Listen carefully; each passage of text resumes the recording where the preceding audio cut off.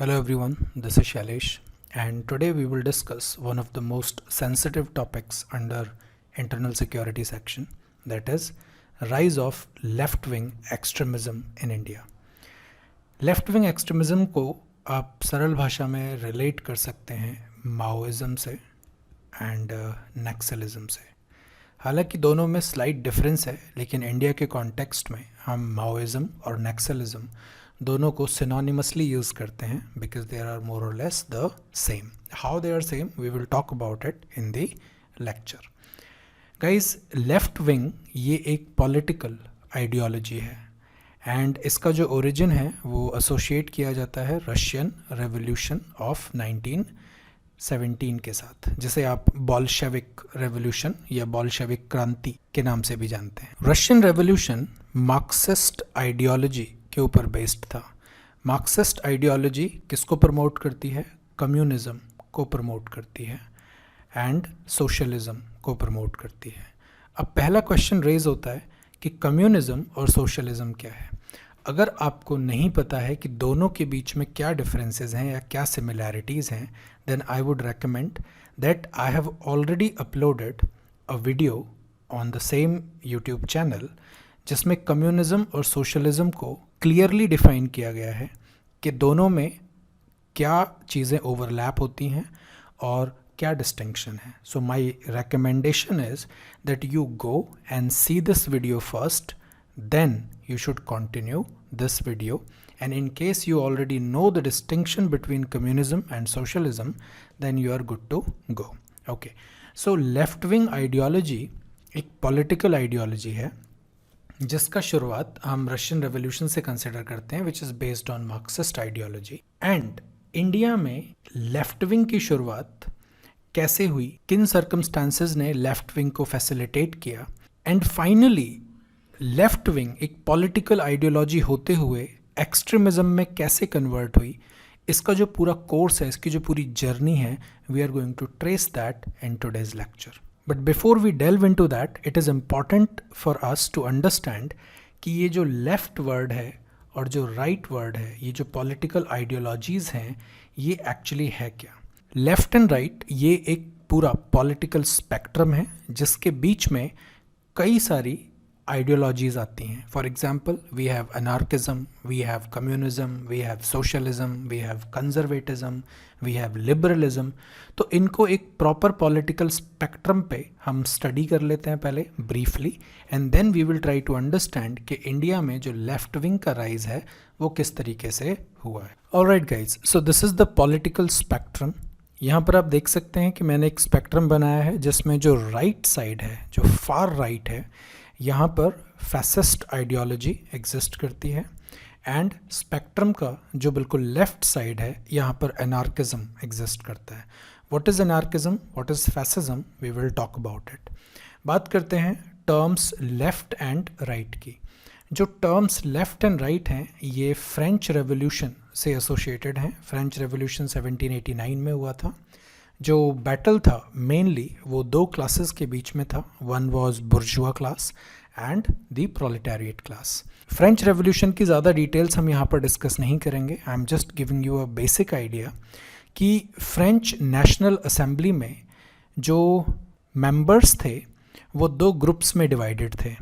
जो लोग left side में बैठते थे उनको लेफ्टिस्ट कहा जाता था, जो लोग राइट साइड में बैठते थे उनको राइटिस्ट कहा जाता था। So it was basically a seating arrangement in French National Assembly. Left side में जो बैठने वाले लोग थे, they were anti royalist people. It means they were against the monarchy system, they were against inequality prevalent in society. उनके जो thoughts थे वो प्रोग्रेसिव थे, वो चेंज लाना चाहते थे। So you can say that the leftist people, they were believers in the change। उन्हें constant change चाहिए, वक्त के साथ बदलाव चाहिए, उन्हें बराबरी का हक चाहिए। ऑन द अदर हैंड जो राइट साइड पर लोग बैठते थे नेशनल असेंबली में, वो रॉयलिस्ट पीपल थे या फिर उनके सपोर्टर्स थे, and they were very very conservative in their approach. उन्हें चेंज पसंद नहीं था, परंपरा वो उसको कायम रखना चाहते थे। तो पहली चीज़ जो आप नोटिस करेंगे लेफ्ट में और राइट में वो ये है कि left people will always be the people with progressive thoughts and rightist people will always be the people with conservatism, जिनमें रूढ़िवादिता, जिनमें ऑर्थोडॉक्सी आपको देखने को मिलेगी। एग्जाम्पल के तौर पे अगर इंडिया के कॉन्टेक्स्ट में देखा जाए तो सेम सेक्स मैरिजेस या लेट्स से गे मैरिजेस, ये हमारी सभ्यता के खिलाफ है, ठीक है, जो हमारी हिस्टोरिकल ट्रेडिशंस रहे हैं। बट जो लेफ्टिस्ट पीपल होंगे you will often find them supporting gay marriages और same sex marriages. On the other hand जो राइटिस्ट होंगे वो इस चीज़ को काफ़ी नेगेटिव कॉन्टेक्स्ट में लेते हैं, उन्हें चेंज पसंद नहीं है, उन्हें परंपरा कंटिन्यू करनी है, उन्हें ट्रेडिशन को पूरा करना है। So leftist people non traditional, ready to adapt to changes, but rightist people, they are very authoritarian, they are very orthodox in nature. This is the basic difference. origin कहाँ से हुआ है? फ्रांस से origin हुआ है in terms का। और ये जो आइडियोलॉजी है pro changers and no changers, ये आपको हमारे नेशनल मूवमेंट में भी देखने को मिलेगी। यू विल सी कि हमारी जो इंडियन नेशनल कांग्रेस थी, after non cooperation movement it was divided into two parts. One was called pro changers and another one was called no changers. Okay, ये चीज़ आप होमवर्क में एक बार घर से पढ़ सकते हैं कि no changers और pro changers क्या थे। Okay, so I hope that you understand left stands for change and right stands for conservatism or orthodoxy. But India में देखा जाए तो ये जो पूरा का पूरा स्पेक्ट्रम है, इसमें से आपको टिपिकली कोई भी कैरेक्टरिस्टिक देखने को नहीं मिलेगा। इंडिया के केस में जो हमने आइडियोलॉजी इनकॉर्पोरेट की है या फिर इन majority countries of the world, आपको एक एमलगमेशन देखने को मिलेगा। किसी पर्टिकुलर फील्ड में आपको लिबरलिज्म देखने को मिलेगा, किसी पर्टिकुलर फील्ड में आपको फैसिज्म भी देखने को मिल सकता है, एंड किसी पर्टिकुलर फील्ड में आपको कम्युनिज्म या सोशलिज्म भी देखने को मिल सकता है। सो इंडिया को किसी एक कैटेगरी में रखना is not possible, because India की जो पॉलिटिकल आइडियोलॉजी है आज की डेट में, it is a just of all these political ideologies. Far left से फार राइट की तरफ चलेंगे हम लोग। सबसे शुरू में आता है यहाँ पर anarchism. What is anarchism?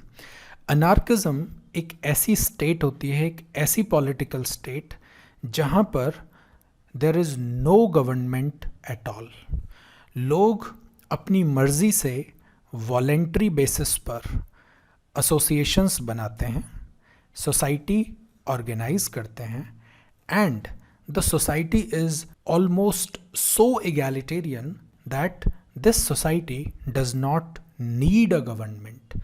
And anarchism का जो अल्टीमेट ऑब्जेक्टिव है वो यही एब्सोल्यूट इक्वालिटी अचीव करना है, जहाँ पर कोई भी सरकार बीच में इंटरवीन ना करे, and society should be a self-sufficient unit. So this is called anarchism.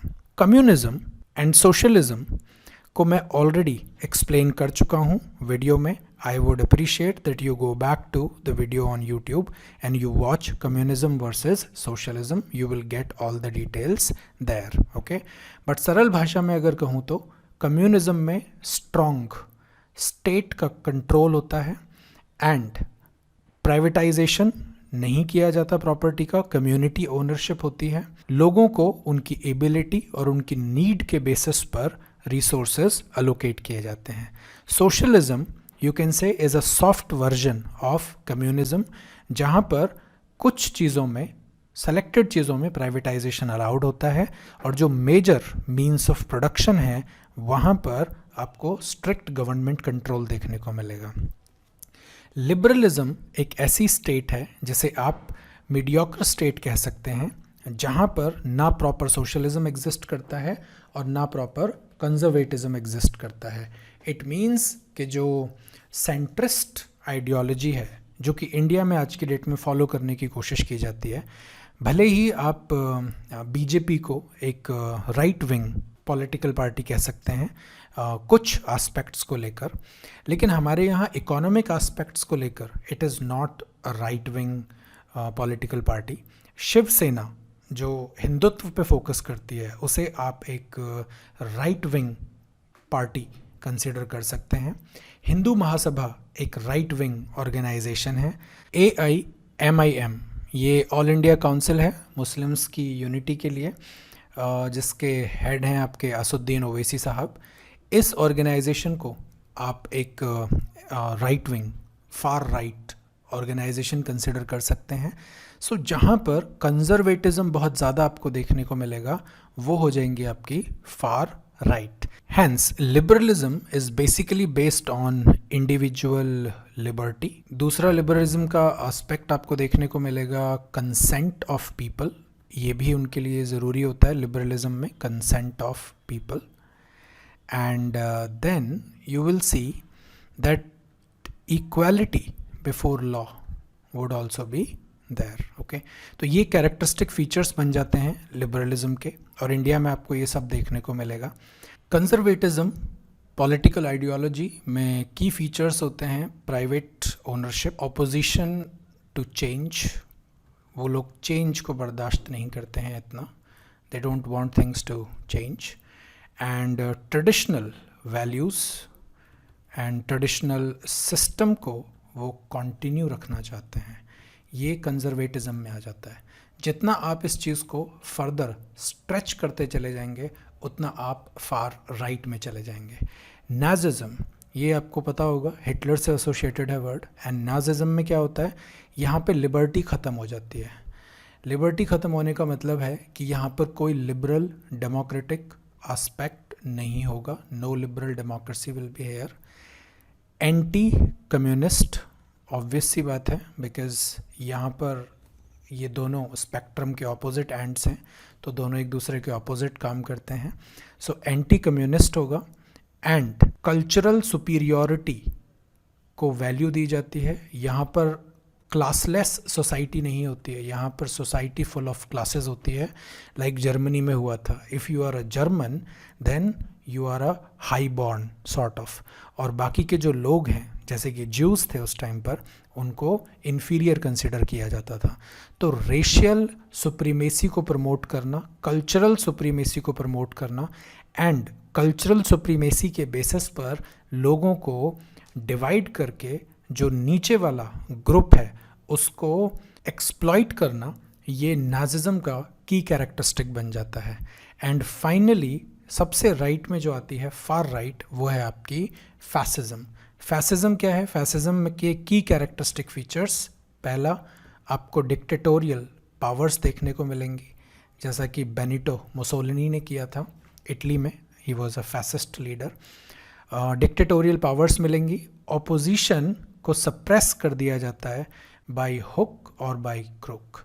Opposition को स्टैंड नहीं करते वो लोग।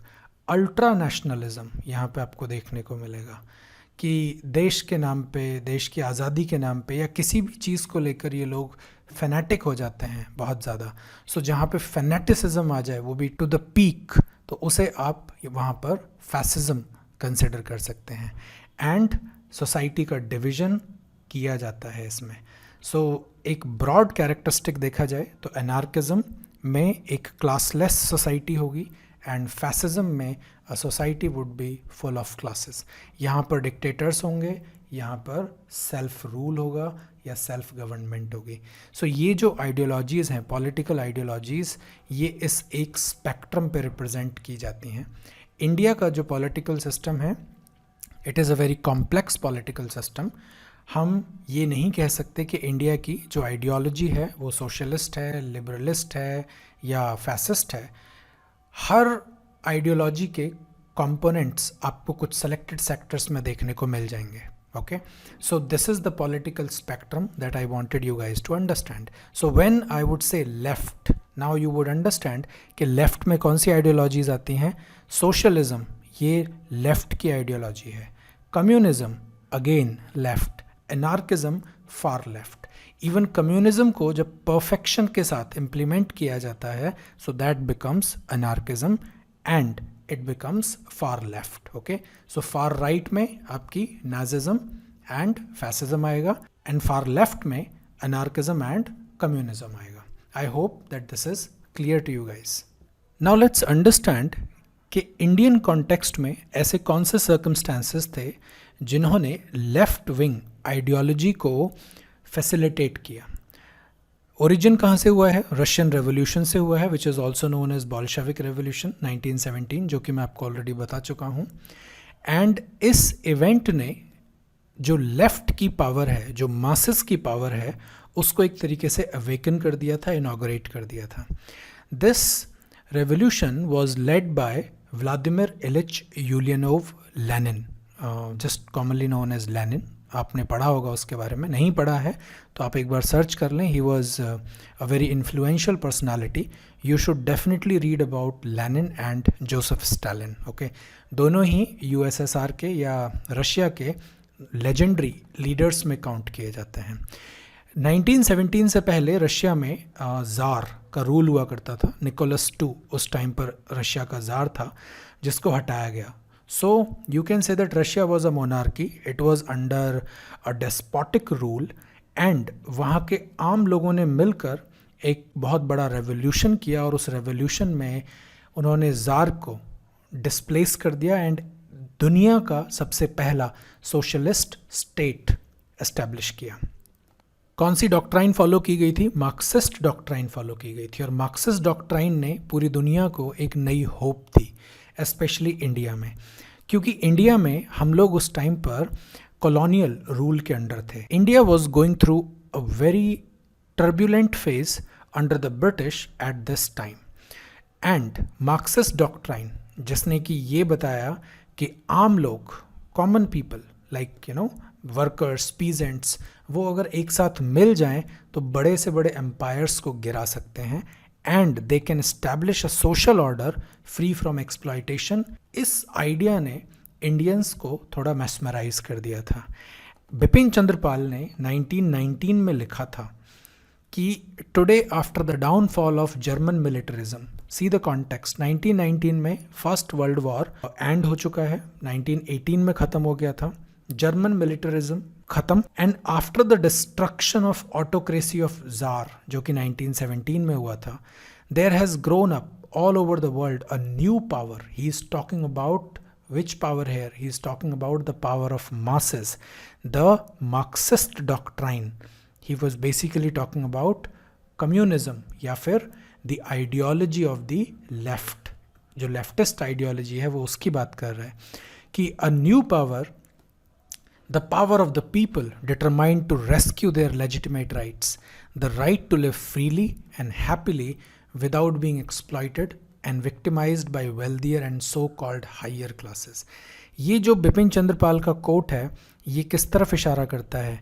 ये इशारा करता है that he was in favor of the leftist regime and he wanted the people to revolt against the British. You would also remember कि हमारे यहाँ पर एक ट्रायो था, लाल बाल पाल। लाल से लाला लाजपत राय, बाल से बाल गंगाधर तिलक एंड बिपिन चंद्रपाल। ये तीनों एक्सट्रीमिस्ट विंग के, जो कि कांग्रेस का एक फैक्शन था, उसके लेजेंडरी लीडर्स कंसिडर किए जाते हैं। ऐसे में कभी ज़रूरत पड़े आपको तो आप ये कोट कर सकते हैं। इवन इंडियन नेशनल मूवमेंट के क्वेश्चंस को आंसर करने के टाइम पर बिपिन चंद्रपाल का ये जो कोट है, ये आप मेंशन कर सकते हैं। It will fetch you extra marks. Okay, so in India already people were inspired by the theory of revolution and all, but problem कहाँ थी? प्रॉब्लम ये थी कि 1920 ये हमारे यहाँ पर गांधीयन एरा कंसिडर किया जाता है, एंड गांधी जी का जो भरोसा था वो रेवोल्यूशन में नहीं था, उनका भरोसा था पीसफुल कॉन्फ्रंटेशन में। But his non-cooperation movement, it failed in 1922 and British ने इसको काफ़ी heavily suppress किया था। Gandhi was imprisoned, though he was imprisoned for 6 years, but he was released within 2 years. The point is that India was struggling between two philosophies at that time.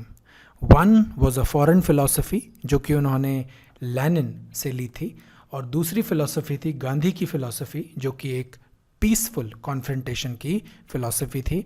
आपको passive resistance दिखानी है, आपको अंग्रेज़ों का साथ नहीं देना है, नॉन कोऑपरेशन करना है आपको उनके साथ, but you don't have to be violent, आप वायलेंस नहीं कर सकते थे।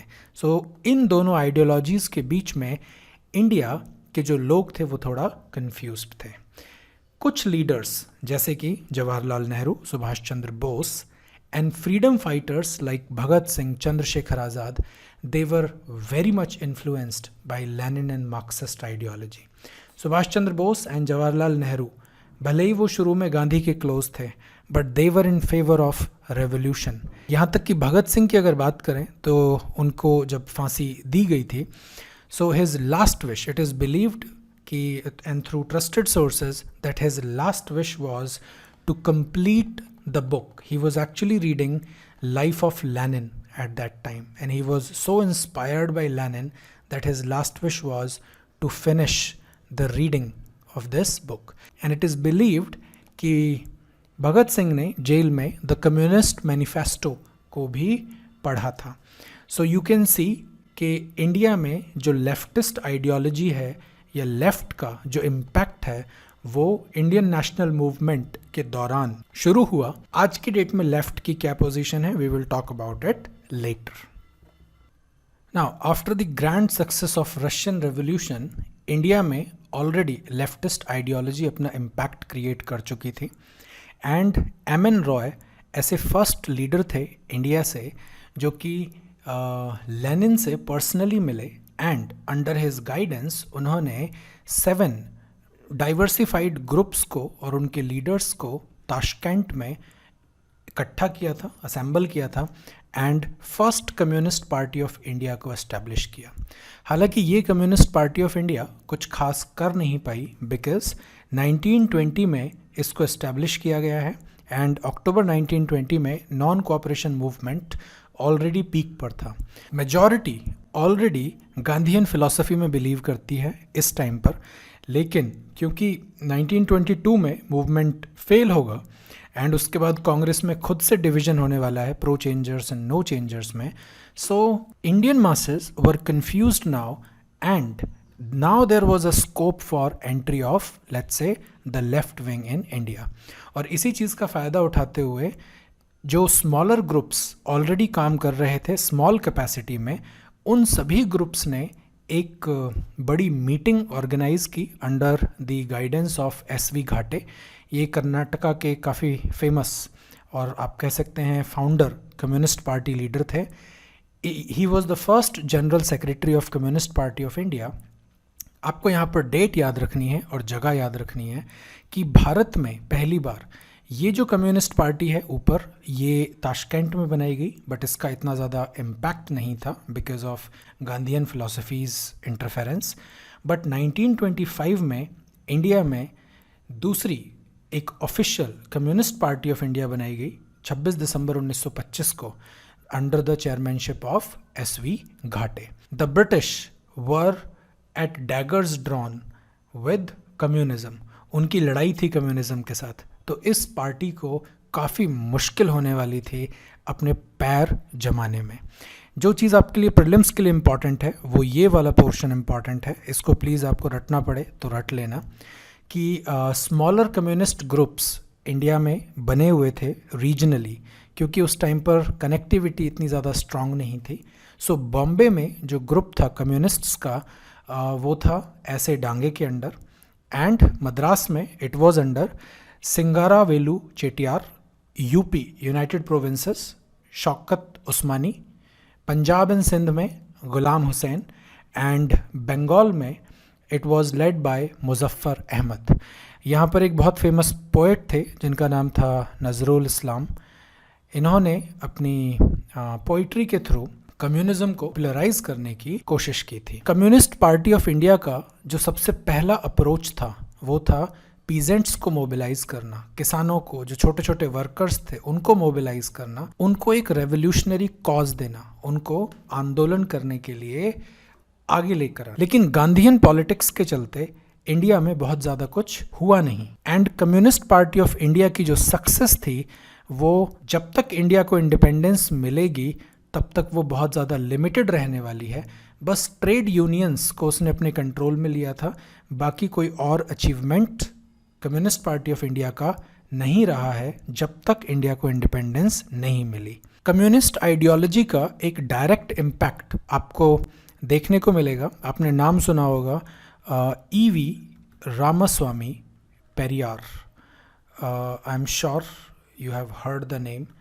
This guy is considered the father of Dravidian movement. Please remember it. मैं लिख नहीं रहा हूँ यहाँ पे, but E.V. Ramaswamy Periyar was called the father of Dravidian movement.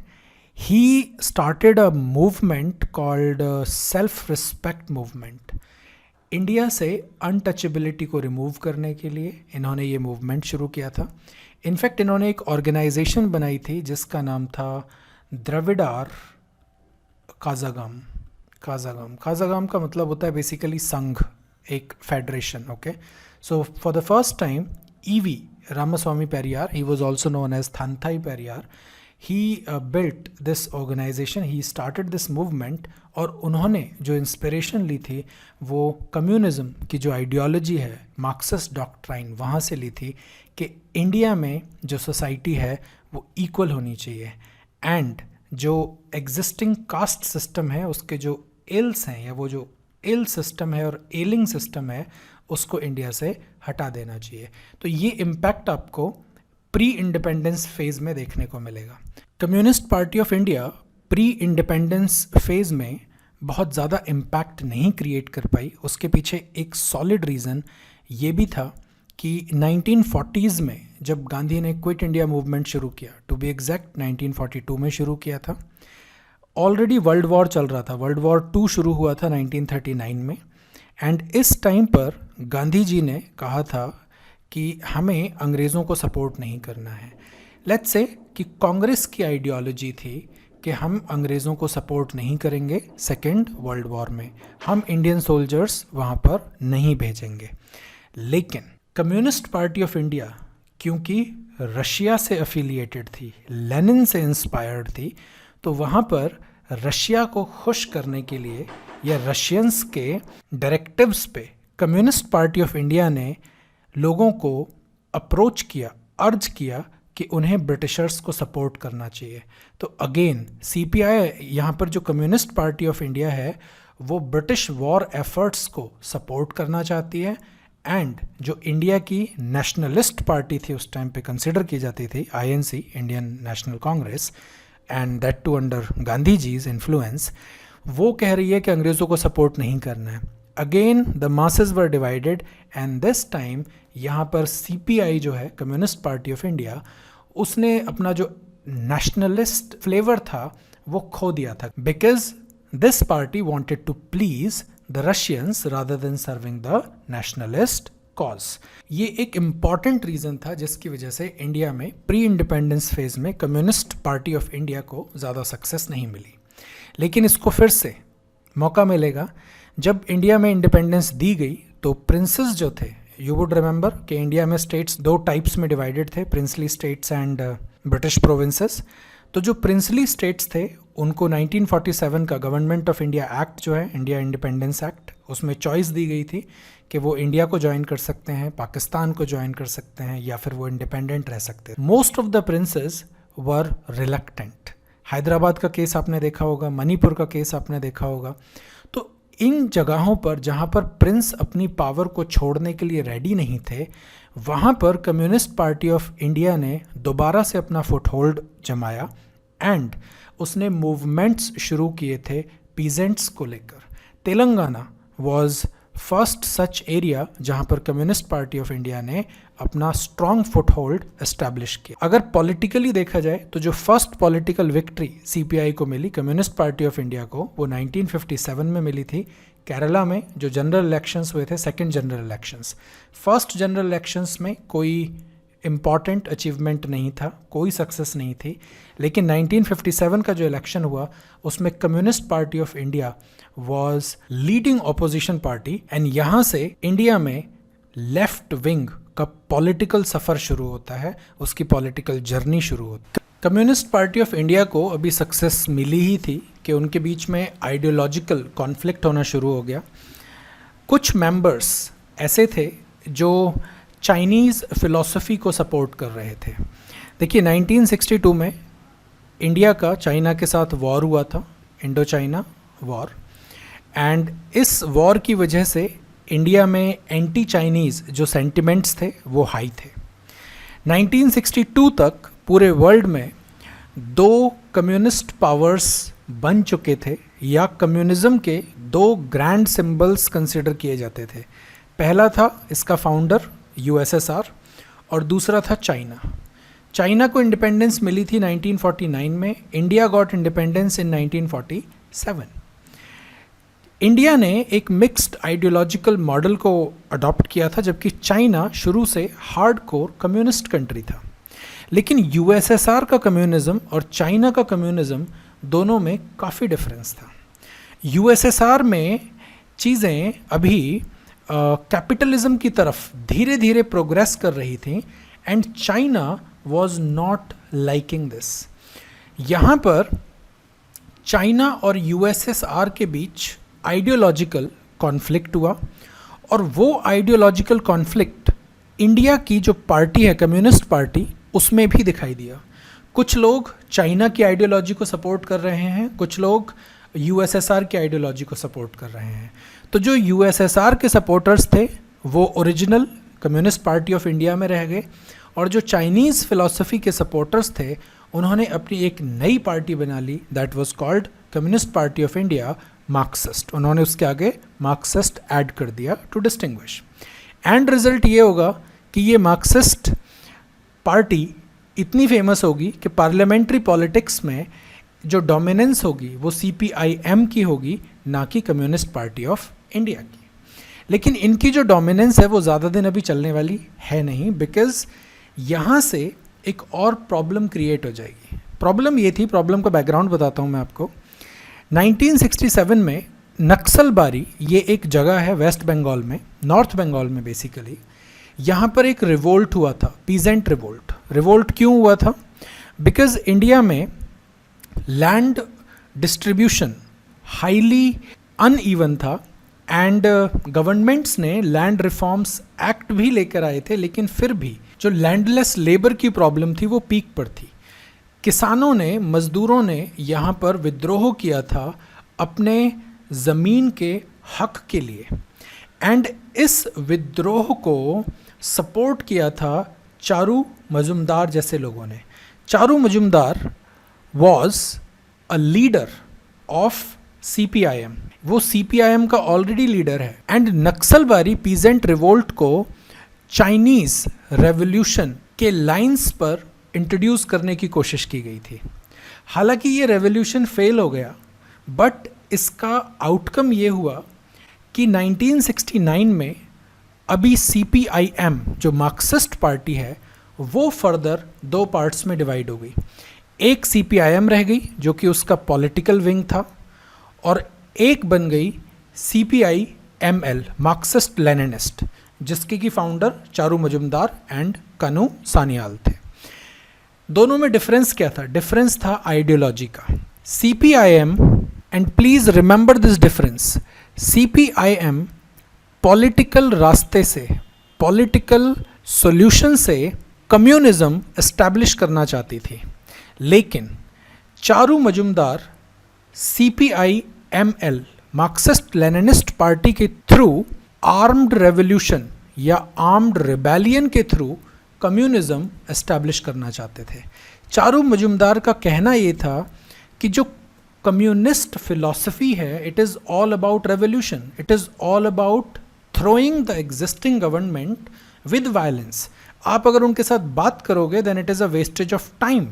Charu Majumdar said that the only way to overthrow the government is through violence, and this party, CPI-ML, this party was the, I would say, the extremist wing of communist party in India. तो चारू मजुमदार की ये जो party है जहाँ से Naxalbari revolt शुरू हुआ, यहाँ से इंडिया में नक्सलिज्म की शुरुआत होती है।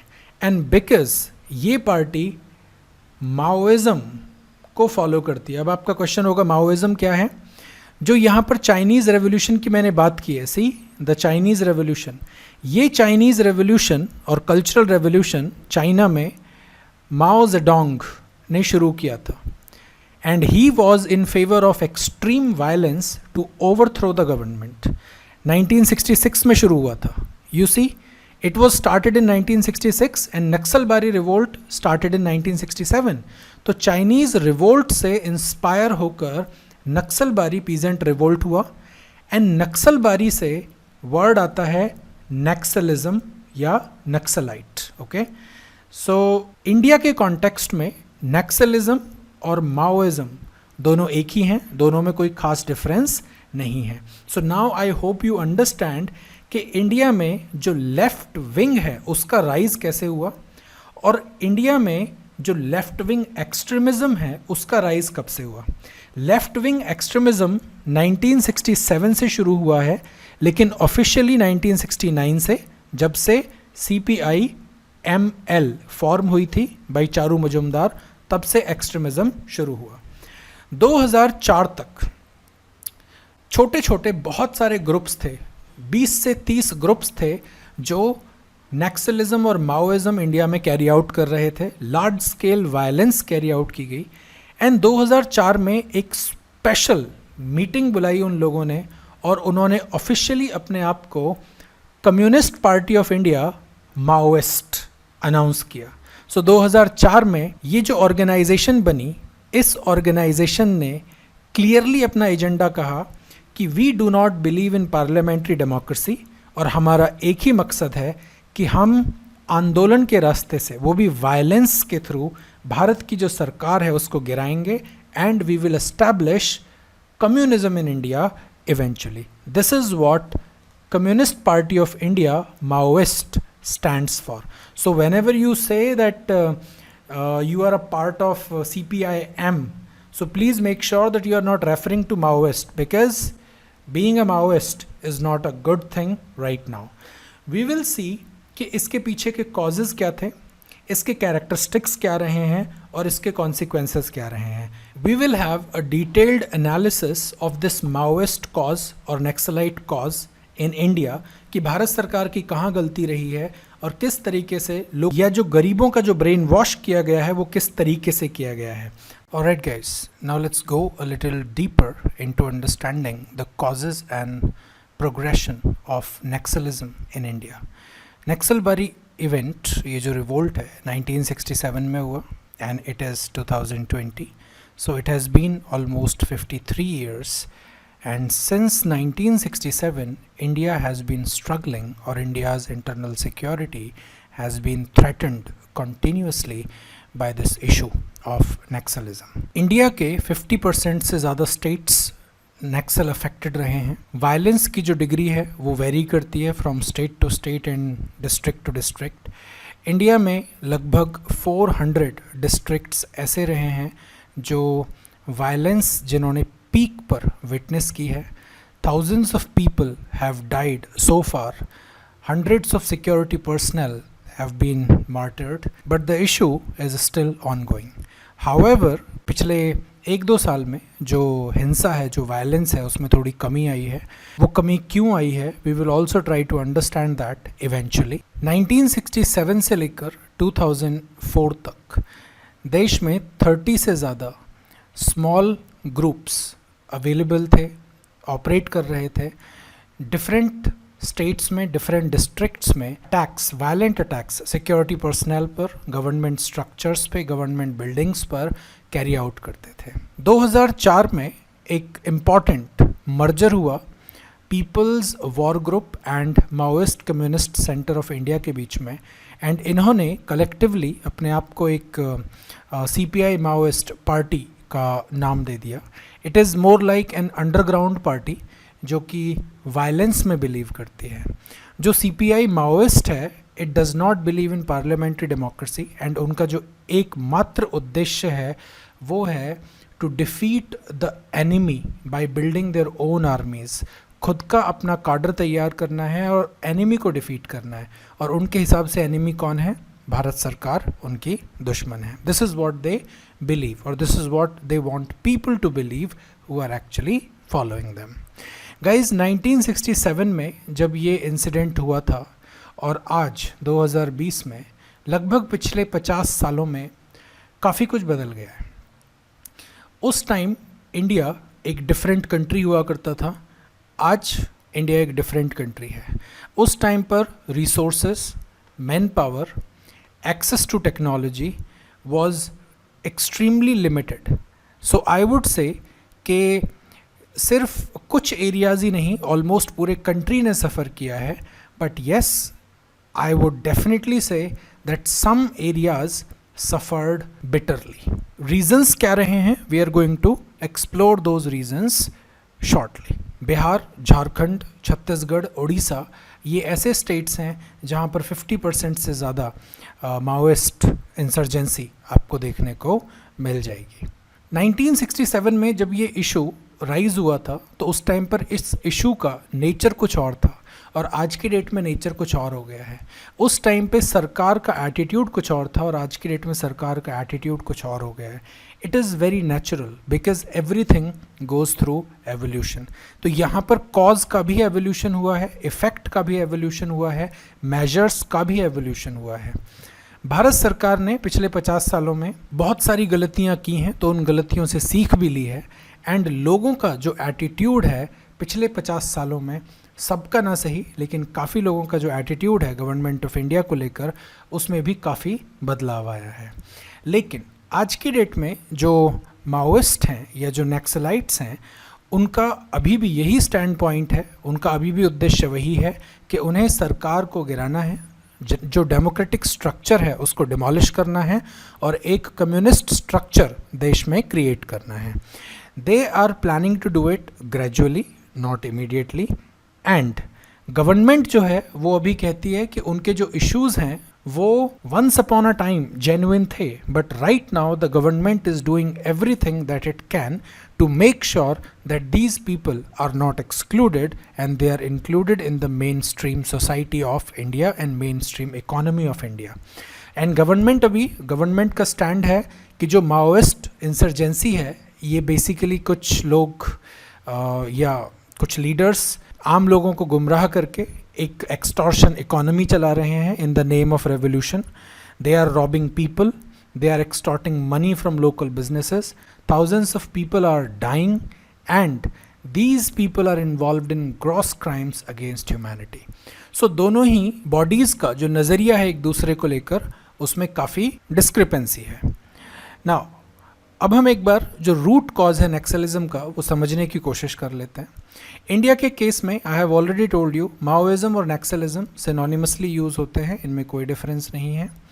एंड एक चीज़ आप नोटिस करेंगे कि 1967 से लेकर 1990s तक, जब तक इंसर्जेंसी थोड़ा पीक पे रही है, इस टाइम पर एडमिनिस्ट्रेटिव वैक्यूम एग्जिस्ट करता था.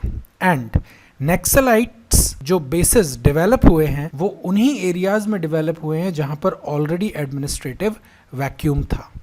नक्सलाइट्स ने शुरू में इस वैक्यूम को क्रिएट नहीं किया था. Vacuum was already there because India के पास लिमिटेड रिसोर्सेज थे, मैन पावर नहीं थी, पैसे नहीं थे, टेक्नोलॉजी नहीं थी. एंड जो लोकेशंस रिमोट हैं, आइसोलेटेड हैं या जो एरियाज़ इम्पॉवरिश्ड थे, ऐसे हज़ारों गांव रहे हैं उड़ीसा में, मध्य प्रदेश, बिहार, छत्तीसगढ़ में, जहां पर कई साल तक कोई डीएम विजिट करने तक नहीं गया. वहां पर रोड्स तक नहीं थी. And I am talking about till 2016 ऐसे बहुत सारे गांव थे जहां पर उनका खुद का कोई ब्लॉक डेवलपमेंट ऑफिसर नहीं था. बीडीओ तो छोड़ो, उनके पास कोई विलेज ऑफिसर तक नहीं था. मेडिकल फैसिलिटी के लिए गांव के लोगों को लगभग 30 किलोमीटर 40 किलोमीटर दूर जाना पड़ता था. एंड उसके लिए उनके पास ना रोड्स हैं ना communication. So these people they actually suffered. So when the government was not able to reach there, कौन से टाइम पीरियड की बात हो रही है? 1960s टू 1980s की बात हो रही है. इस दौरान जब सरकार वहाँ नहीं पहुँच पाई तो कौन लोग वहाँ पहुँचे? वहाँ पहुँचे माओइस्ट. उन्होंने उन लोगों को जाकर क्या किया? They gave them hope that okay, your condition is very bad and we are here to help. They befriended them and उनको जो रेवोल्यूशनरी टैक्टिक्स हैं उसके लिए इंडोक्ट्रिनेट किया या उसके लिए तैयार किया।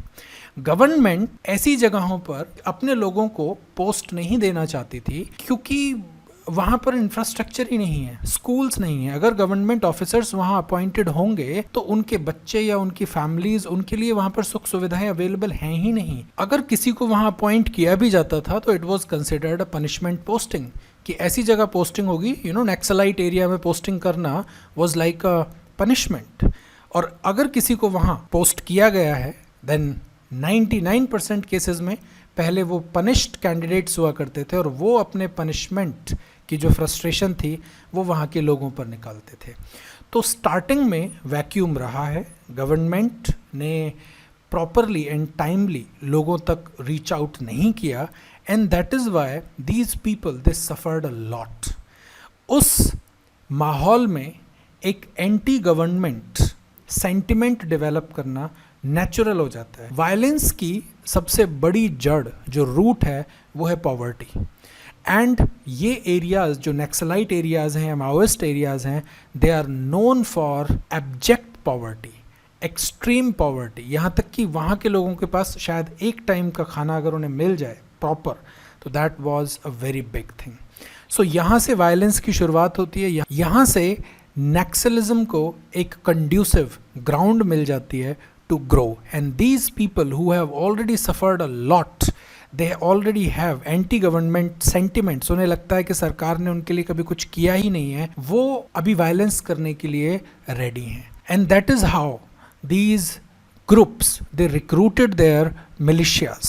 सरकार ने कुछ एक्शंस गलत भी लिए हैं जिनको हालांकि अभी सरकार ने करेक्ट किया है, बट 1980s में जो मोनोपोलाइजेशन ऑफ फॉरेस्ट्स किया गया था उसका एक बहुत सीवियर एंड डायरेक्ट इम्पैक्ट था माओइस्ट इंसर्जेंसी पर इंडिया में, क्योंकि जो ट्राइबल लोग हैं वो अपने सर्वाइवल के लिए most of the times and most of the tribal people they depend on forests. उनका फॉरेस्ट्स के साथ एक अभिन्न और एक अटूट रिश्ता है सॉर्ट ऑफ। गवर्नमेंट ने फॉरेस्ट कंजर्वेशन एक्ट्स के थ्रू फॉरेस्ट्स को प्रोटेक्ट कर दिया एंड उसके बाद उसे पर्सनल गेन के लिए यूज़ किया, एक्सप्लॉइट किया फॉरेस्ट रिसोर्सेज को।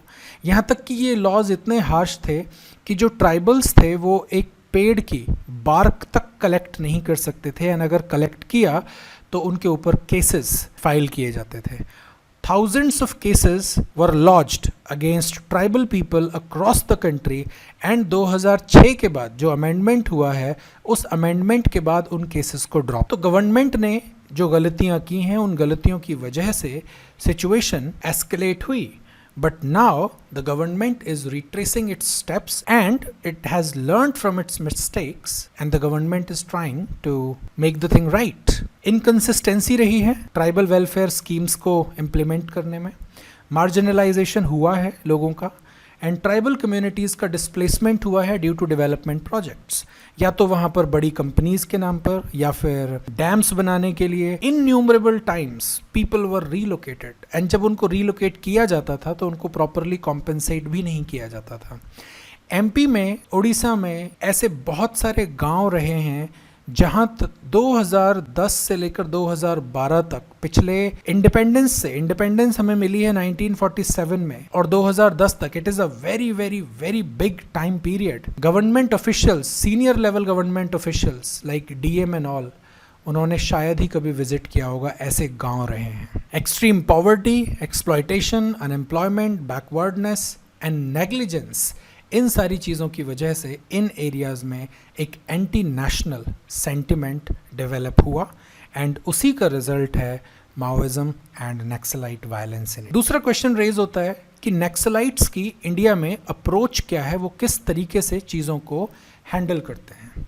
नक्सलाइट्स यूजुअली 4 फेजेस में अपनी स्ट्रेटजी को एग्जीक्यूट करते हैं। फर्स्ट फेज होता है सर्वेइंग द न्यू एरियाज़।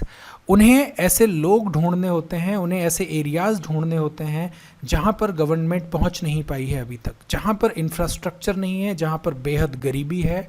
लोगों को आप कह सकते हैं कि मैनिपुलेट करना या लोगों को एक कॉज देना लड़ने के लिए, वो उनके लिए आसान हो जाता है ऐसे एरियाज में. सो दे बेसिकली फर्स्ट आइडेंटिफाई और सर्वे the inaccessible or remote areas which have been either willingly or unwillingly left out from government policies.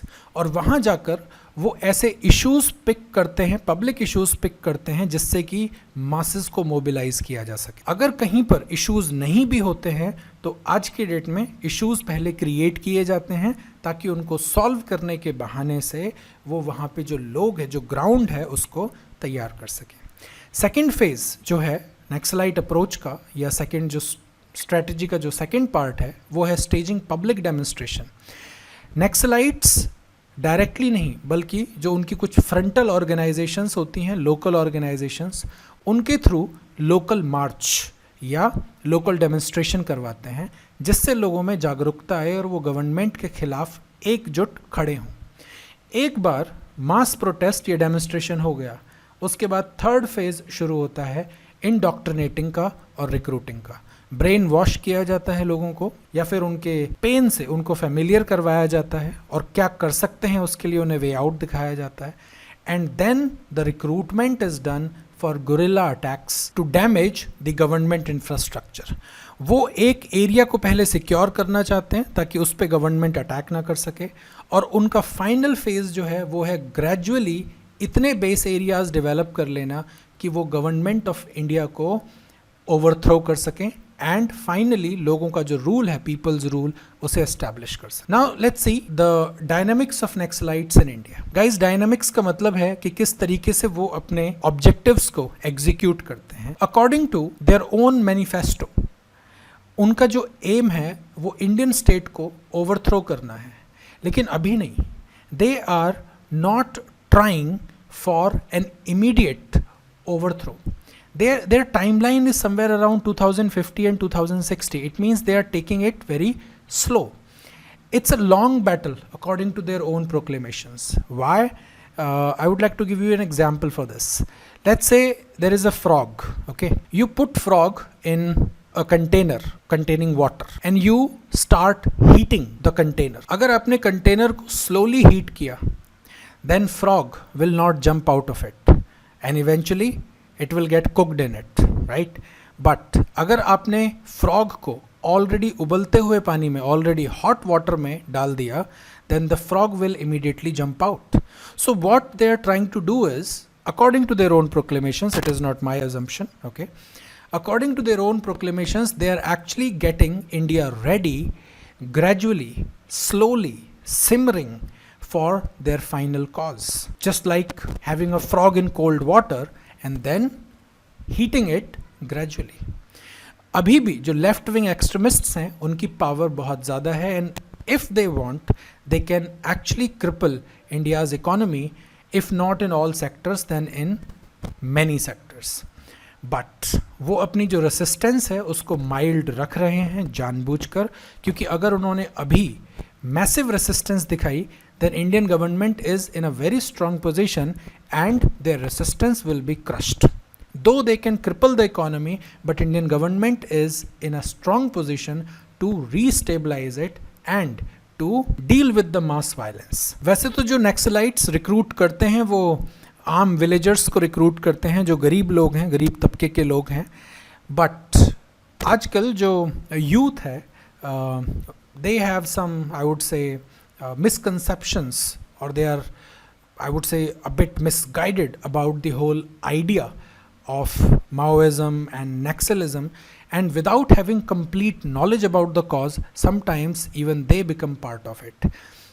Currently, Naxalites, they have access to IEDs, जो improvised explosive devices होते हैं, automatic weapons, well trained personnel. Even some people believe कि जो हमारी paramilitary forces के retired personnel होते हैं वो भी एट टाइम्स उन्हें ज्वाइन कर लेते हैं due to XYZ reasons, either for money और for some other reason.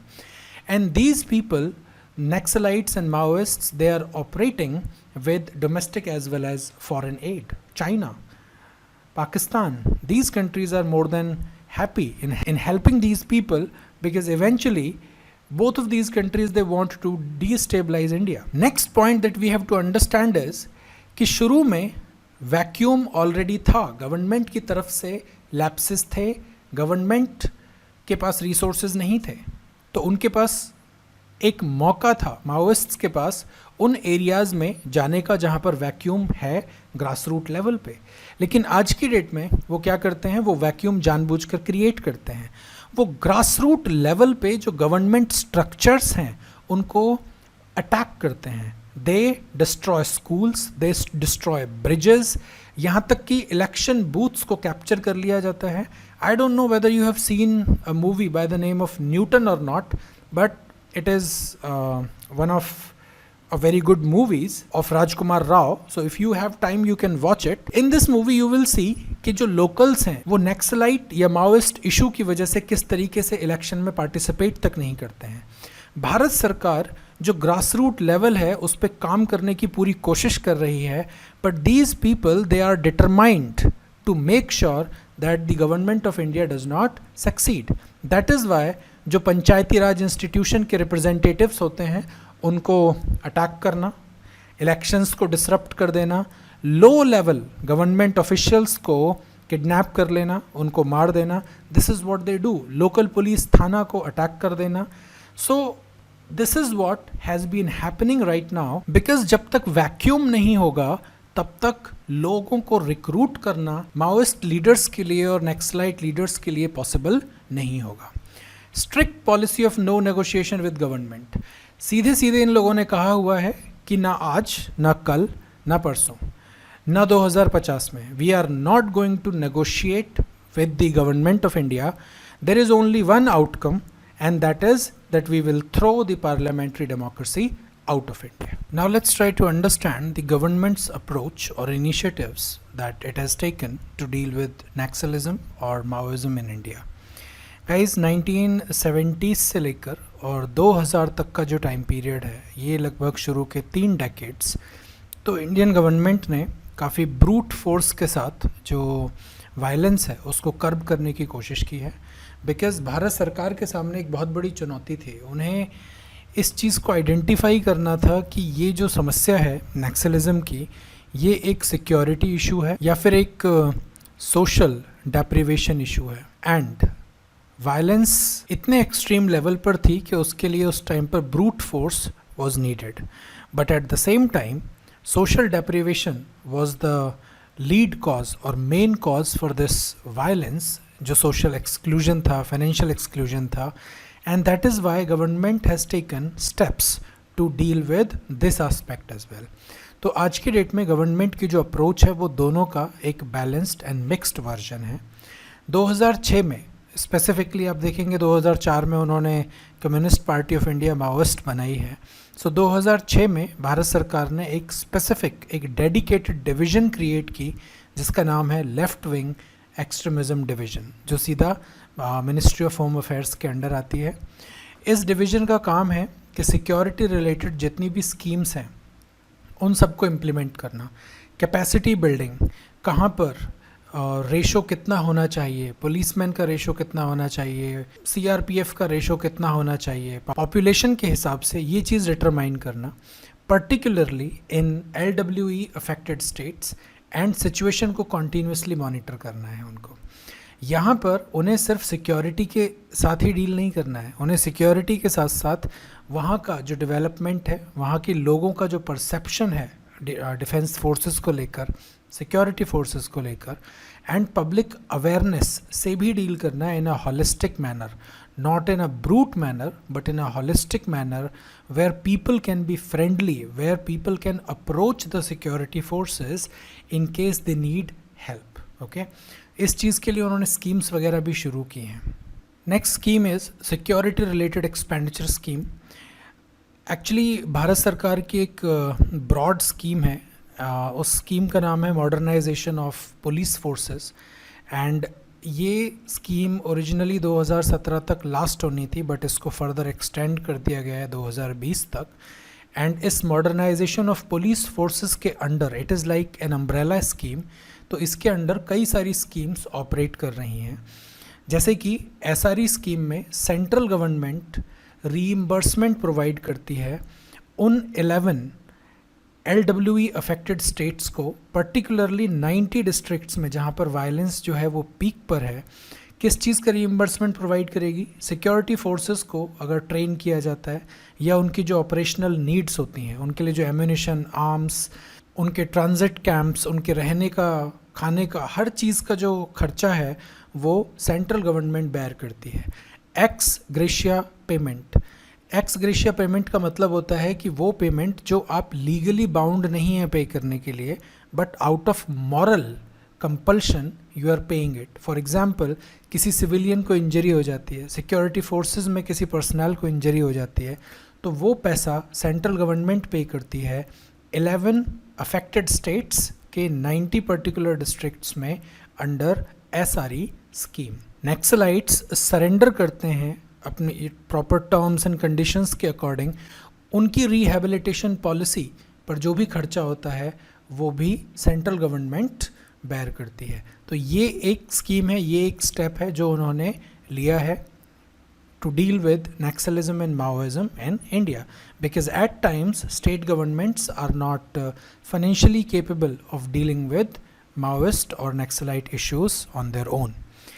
Next, special central assistance for 30 most affected LWE districts. अब यहाँ पे 30 जो most affected districts हैं, यहाँ पर तो 90 है, इस 90 में से भी जो 30 टॉप पर हैं उनके लिए फाइनेंशियल असिस्टेंस प्रोवाइड करना, ये भी सेंट्रल गवर्नमेंट ने शुरू किया है। एंड अगेन ये भी आपका मॉडर्न पुलिस स्कीम के अंडर ही आता है। स्पेशल इंफ्रास्ट्रक्चर स्कीम, जो पुलिस स्टेशंस हैं वो काफ़ी वल्नरेबल हैं इन फार फ्लंग एरियाज़ में, दैट इज़ वाई वहाँ पर फोर्टिफाइड पुलिस स्टेशंस बनाने का काम शुरू किया गया है। जो ओरिजिनल टारगेट था 400 का था, and the target has been almost achieve. Next is civic aviation programme. Security forces और लोकल लोगों के बीच में पर्सनल इंटरेक्शन की काफ़ी कमी है, and that is why security forces के सामने वो लोग कंफर्टेबल नहीं हो पाते हैं, and may be they imagine security forces as some sort of devil.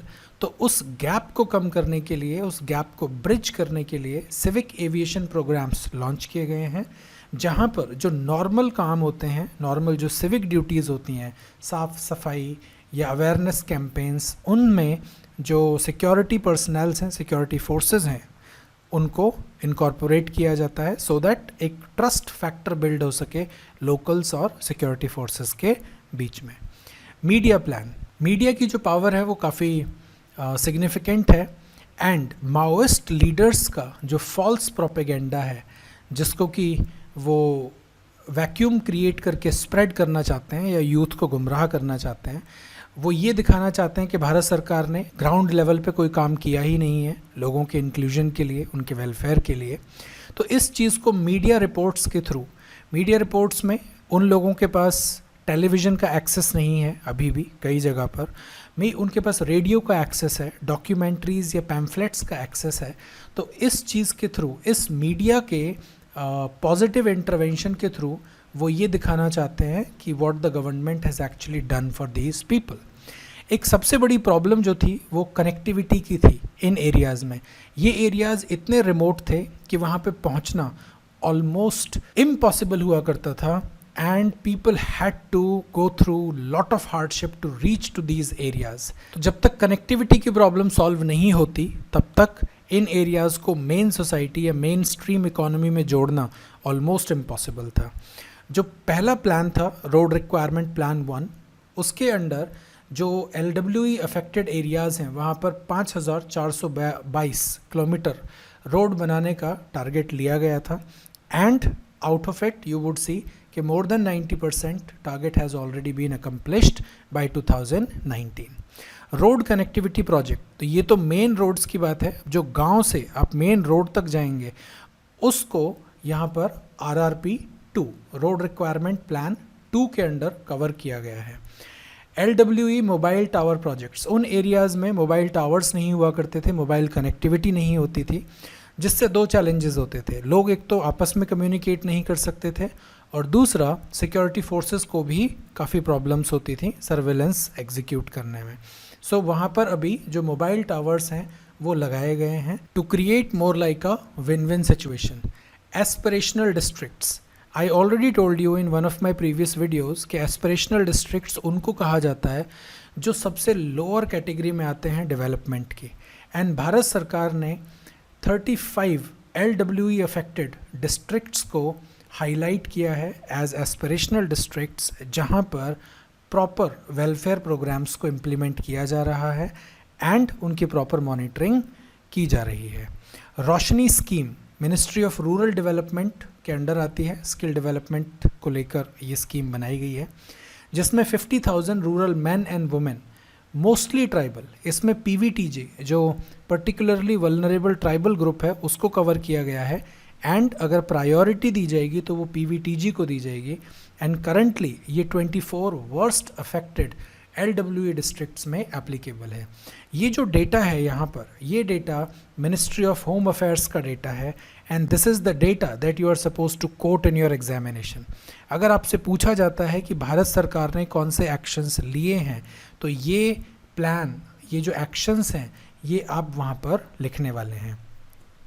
Eklavya school, वो मैंने यहाँ पर शायद मेंशन नहीं किया है, लेकिन ट्राइबल स्टूडेंट्स के वेलफेयर के लिए सरकार ने एक और स्कीम लॉन्च की है जिसका नाम है Eklavya. Okay, you can read about this scheme at your home in your homework. Government of India आज की डेट में इस चीज़ को 100% बिलीव करती है कि एक हॉलिस्टिक अप्रोच का होना बहुत ज़रूरी है। डेवलपमेंट जब तक नहीं होगा इन एरियाज़ का, जब तक इन एरियाज़ को main stream economy and main stream society के साथ जोड़ा नहीं जाएगा, इनका इंक्लूजन नहीं होगा, प्रॉपर इंक्लूजन जिसे कहते हैं। एंड फाइनेंशियल इंक्लूजन के लिए आप यहाँ पर कह सकते हैं कि जन धन योजना जो 2015 में शुरू की गई थी, उसका भी काफ़ी पॉजिटिव इम्पैक्ट यहाँ पर देखने को मिला है। So government of India has already realized that holistic approach is needed, a consolidated approach is needed. सिर्फ security को upgrade करने से काम नहीं चलेगा, though it has to be done to deal with violent encounters, but at the same time social security is the primary remedy. If social security is absent, then defense security may not be the final remedy. But problem कहाँ आती है? Problem आती है कि जो left wing extremists हैं वो अभी भी जो रूट कॉजेज़ हैं, लाइक जो अंडर डेवलपमेंट है, उसको वो अभी एक्नॉलेज नहीं कर रहे हैं and they are creating obstacles by targeting school buildings, roads, railways, bridges, health infrastructure and communication facilities. Underprivileged youth इस एरिया में अगर इस vicious vacuum creation से बाहर निकल पाता है, then probably we'll be able to deal with the problem of Maoism or Naxalites in a very very effective manner. And finally, जो आपका conclusion होना चाहिए वो यही होगा कि an ideology based on violence and annihilation is doomed to fail in a democracy which offers legitimate forums for resolving grievances. जब आप लोगों के पास लीगल तरीके से, कॉन्स्टिट्यूशनल तरीके से अपने अधिकारों को सुरक्षित रखने का ऑप्शन है, तो आपको उस केस में हथियार उठाने की ज़रूरत नहीं है। And India is a very stable democratic country with a very large force. So even if all Maoist or Naxalite forces unite in India and they decide to fight against the government, one thing is for sure, that India as a country will always stand upright. This violence may create temporary disruptions, but eventually the democratic setup will prevail. So next question arises कि पिछले कुछ सालों में, 1-2 सालों में जो violence है, नक्सल violence, वो थोड़ी कम हुई है, तो उसके पीछे क्या क्या कॉजेज़ हो सकते हैं, ये लास्ट ईयर UPSC का क्वेश्चन भी था। तो इसके लिए मैंने पॉइंट्स यहाँ पर सारे मेंशन किए हुए हैं, क्वाइट सिंपल। सबसे पहला पॉइंट है यहाँ पे चेक ऑन फॉरेन एड, क्योंकि टेररिस्ट ऑर्गेनाइजेशंस या जो इंसर्जेंसी कॉजिंग ग्रुप्स हैं वो बिना फॉरेन एड के या बिना फाइनेंशियल एड के सर्वाइव नहीं कर सकते हैं। तो सरकार ने जो फॉरेन एड है, जो पैसा डिफरेंट इलीगल रूट्स के थ्रू इंडिया में एंटर होता है, उसको इफ़ेक्टिवली चेक करने की कोशिश की है एंड काफ़ी रोकथाम भी की है उसको लेकर।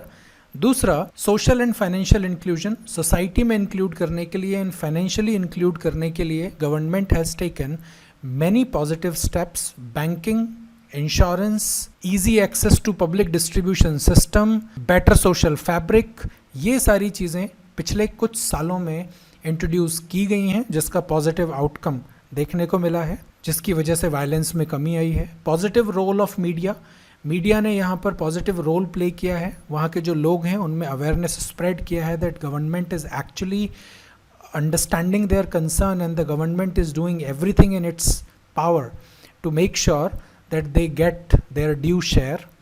गवर्नमेंट ने भी अपनी पॉलिसीज़ में रिफॉर्म किया है, उन्होंने फॉरेस्ट एक्ट्स वगैरह को अमेंड किया है जहाँ पर ट्राइबल्स को कंसिडरेबल राइट्स दिए गए हैं फॉरेस्ट प्रोड्यूस को यूज़ करने के लिए. फाइनली पीपल हैव अंडरस्टूड और they are in the process of understanding the government efforts जो कि सरकार उन्हें अपलिफ्ट करने के लिए कर रही है यहाँ पे.